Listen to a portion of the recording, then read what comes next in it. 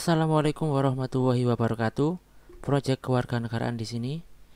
Hari ini kita akan membahas tentang atau kita akan ngomongin tentang Omnibus Law dan Undang-Undang Cipta Kerja, Undang-Undang Cipta Kerja yang sedang ramai dibicarakan di sosial media dan beberapa peristiwa yang terjadi di negara kita.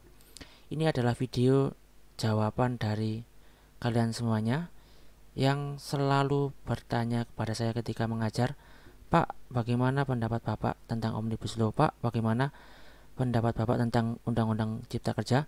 dan yang lain sebagainya. Maka oleh karena itu, saya membuat video spesial untuk kalian. Oke, dan kenapa saya mau mengatakan omnis artinya banyak dan law artinya hukum, hukum yang banyak. Bukan begitu Bambang ya. Artinya bukan hukum yang banyak, tapi artinya seperti ini. Omnibus Law berasal dari bahasa Latin omnis yang berarti banyak. Artinya Omnibus Law bersifat lintas sektor yang sering ditafsirkan sebagai undang-undang sapu jagat. Jadi undang-undangnya satu tapi mencakup semuanya.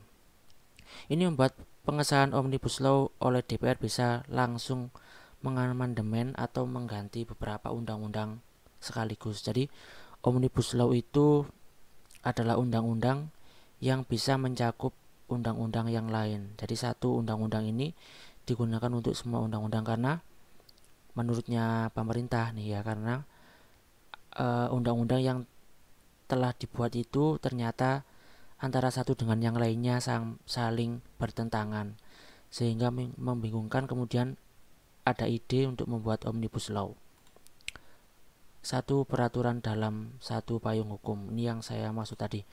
Artinya Omnibus Law merupakan metode atau konsep pembuatan regulasi yang menggabungkan beberapa aturan yang substansinya pengaturannya berbeda menjadi peraturan dalam satu payung hukum.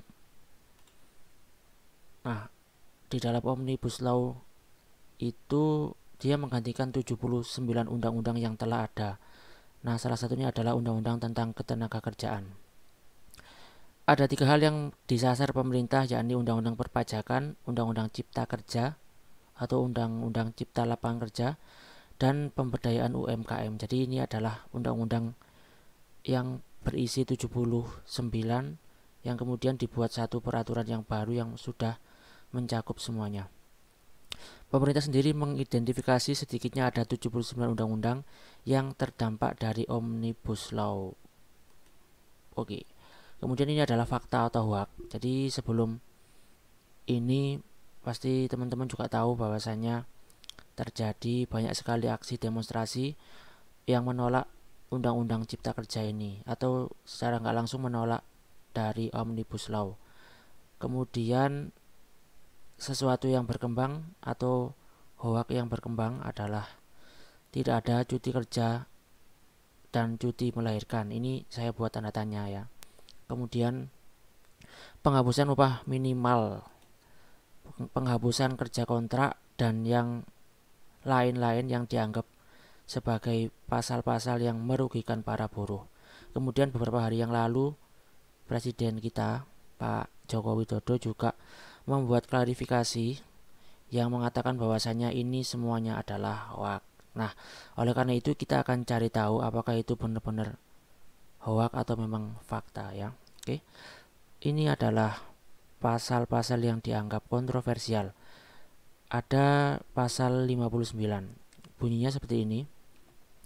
Undang-Undang Cipta Kerja menghapus aturan mengenai jangka waktu perjanjian kerja waktu tertentu atau PKWU atau PKWT, sorry ya, bukan PKWU, PKWT atau kerja kontrak. Nah, jadi dalam Undang-Undang Cipta Kerja ini dia menghapus kerja kontrak. Pasal 81 angka 15 Undang-Undang Cipta Kerja mengubah ketentuan pasal 59 di dalam Undang-Undang Ketenagakerjaan. Nah, ini yang saya sebut sebagai Omnibus Law tadi. Undang-Undang Cipta Kerja yang mengubah pasal 59 ayat 4 Undang-Undang Ketenagakerjaan mengatur ketentuan lebih lanjut mengenai jenis dan sifat atau kegiatan pekerjaan jangka waktu dan batas waktu perpanjangan perjanjian kerja waktu tertentu diatur dengan peraturan pemerintah. Jadi nanti dari undang-undang ini masih nunggu PP atau peraturan pemerintah terlebih dahulu. Yang jelas aturan mengenai kerja kontrak itu dihapus.